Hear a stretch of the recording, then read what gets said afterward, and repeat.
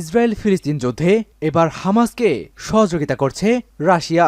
রাশিয়ার president Vladimir Putin হামাসকে অস্ত্র সহযোগিতা করছে এবং ইতিমধ্যেই ইসরায়েলের প্রায় ৩৪৫ জন সেনা হামাসের হাতে নিহত হয়েছে। জানিয়ে দিব আমাদের হাতে থাকা কিছু গুরুত্বপূর্ণ আন্তর্জাতিক সংবাদ। হামাসের হাতে রুশ মিসাইল, গাজায় ৩৪৫ ইসরায়েলি সেনা নিহত। আরও জানিয়ে দিব নতুন সাবমেরিন থেকে আন্তঃমহাদেশীয় ক্ষেপণাস্ত্র ছুড়ল রাশিয়া। যুদ্ধ শেষে গাজাকে একটি স্বাধীন ফিলিস্তিনের অংশ হতে হবে এরদোগানের মন্তব্য। এদিকে ইসরায়েলকে বাইডেনের অন্ধ সমর্থন, মার্কিন মুসলিমদের ক্ষোভ। এদিকে গাজায় পারমাণবিক বোমা ফেলার কথা বলে ইসরায়েলি মন্ত্রী বরখাস্ত।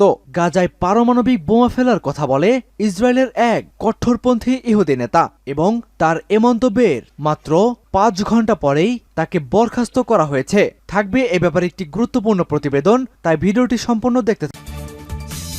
সর্বশেষ জানিয়ে দিব গাজায় যুদ্ধবিরতির দাবিতে দেশে দেশে বিক্ষোভ। ফিলিস্তিনিদের পক্ষে গাজায় যুদ্ধবিরতির দাবিতে দেশে দেশে চরম বিক্ষোভ অনুষ্ঠিত হয়েছে।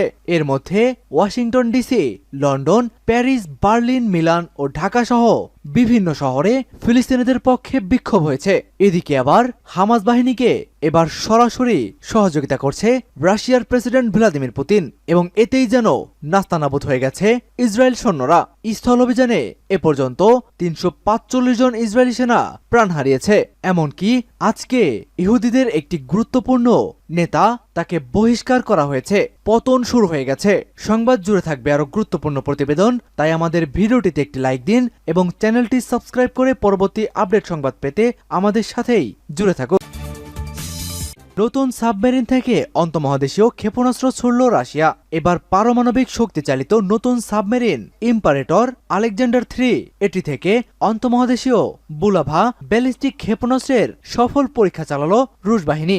রাশিয়ার প্রতিরক্ষা মন্ত্রণালয় টেলিগ্রাম মেসেজিং অ্যাপে এক বিবৃতিতে এ তথ্য জানিয়েছে। তবে আন্তঃমহাদেশীয় ক্ষেপণাস্ত্রের পরীক্ষাটি কবে পরিচালনা করা হয়েছে সে সম্পর্কে কোনো তথ্য প্রকাশ করা হয়নি। জানা গেছে ১২ মিটার দীর্ঘ বুলাভা ক্ষেপণাস্ত্র পারমাণবিক ওয়ারহেড বহন করতেও সক্ষম এবং এর পরিসীমা ৮,০০০ কিলোমিটার। রুশ প্রতিরক্ষা মন্ত্রণালয় জানিয়েছে আন্তঃমহাদেশীয় ক্ষেপণাস্ত্রটি শ্বেত সাগরে থাকা নতুন সাবমেরিন থেকে উৎক্ষেপণ করা হয়েছিল এবং এটি কামচাটকা উপদ্বীপে কয়েক হাজার কিলোমিটার দূরের পূর্ব নির্ধারিত লক্ষ্যবস্তুতে ক্ষেপণাস্ত্রগুলো আঘাত হানে।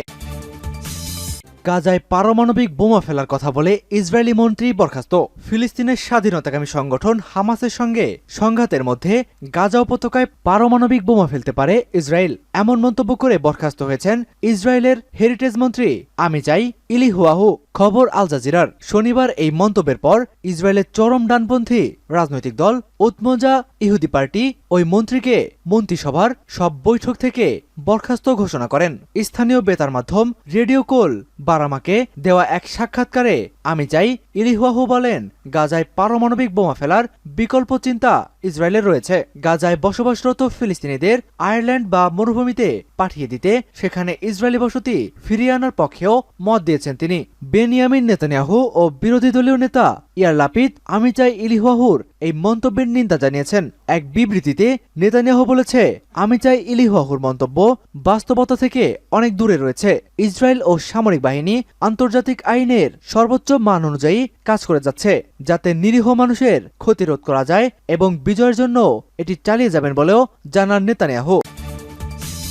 যুদ্ধ শেষে গাজাকে স্বাধীন ফিলিস্তিনের অংশ হতে হবে বলছে এরদোগান। তুরস্কের প্রেসিডেন্ট রিসেপ তাইপ এরদোগান বলেছেন, হামাস ইসরায়েল যুদ্ধ শেষ হলে গাজাকে অবশ্যই স্বাধীন ফিলিস্তিনের একটি অংশ হতে হবে।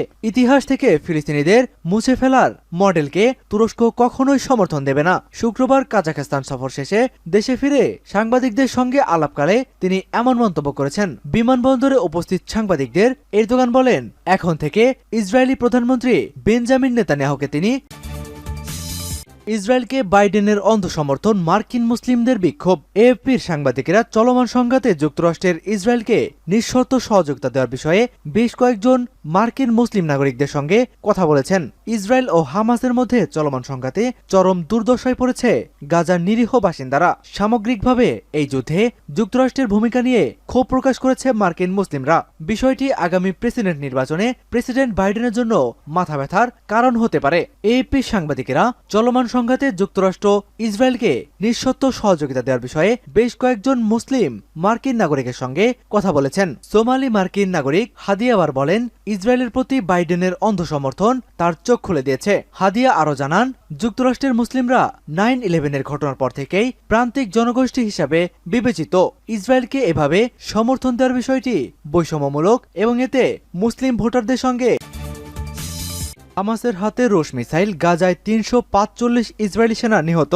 ফিলিস্তিনি যোদ্ধাদের সঙ্গে ভয়াবহ লড়াইয়ে কয়েক ডজন ইসরায়েলি সেনা হতাহত হওয়ার পর ইসরায়েলি সেনাবাহিনী শনিবার গাজা উপত্যকায় তাদের পূর্বের অবস্থান থেকে কিছুটা পিছু হটতে শুরু করেছে। তুর্কির সংবাদ মাধ্যম আনাদোলুর মতে, প্রথমে অগ্রসর হওয়ার পর সম্প্রতি গাজার বেশ কয়েকটি এলাকা থেকে ইসরায়েলি বাহিনী পিছু হটতে শুরু করেছে।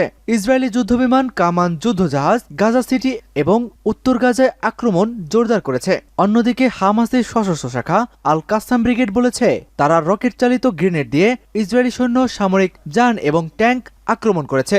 বিশেষ করে গাজা শহরের উত্তরাঞ্চলে তারাই হামলা চালিয়েছে।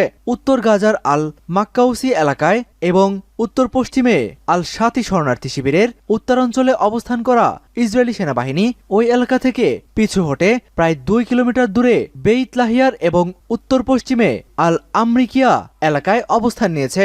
আনাদোলু জানায়, যেখানে ইসরায়েলি বাহিনী পিছু হটেছে সেটি আবাসিক ও জনবহুল এলাকা থেকে অনেক দূরের একটি কৃষি জমি। আল কাসাম ব্রিগেডের মুখপাত্র আবু ওবেদা একটি রেকর্ড বার্তায় বলেছেন, হামাস যোদ্ধারা উত্তর গাজা উপত্যকার বেইত হানুন, উত্তর পশ্চিম গাজা সিটি, আল জয়তুন এবং তাল আল হাওয়া এলাকায় ইসরায়েলি বাহিনীর সঙ্গে লড়াই করেছে। তিনি বলেন, আমাদের মুজাহিদিনরা গত 2 দিনে 24টি ইসরায়েলি সামরিক যান ধ্বংস করেছে।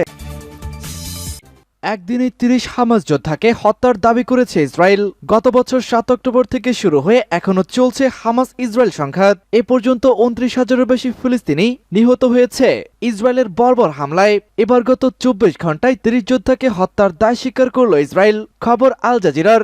ইসরায়েলের সামরিক বাহিনীর মুখপাত্র এভিচে আদ্রেই বলেছেন, ইসরায়েলি সেনারা গাজা সিটির জেতুইন এলাকায় ব্যাপক সামরিক অভিযান চালানোর পাশাপাশি খান ইউনিসে তাদের হামলা জোরদার করেছে।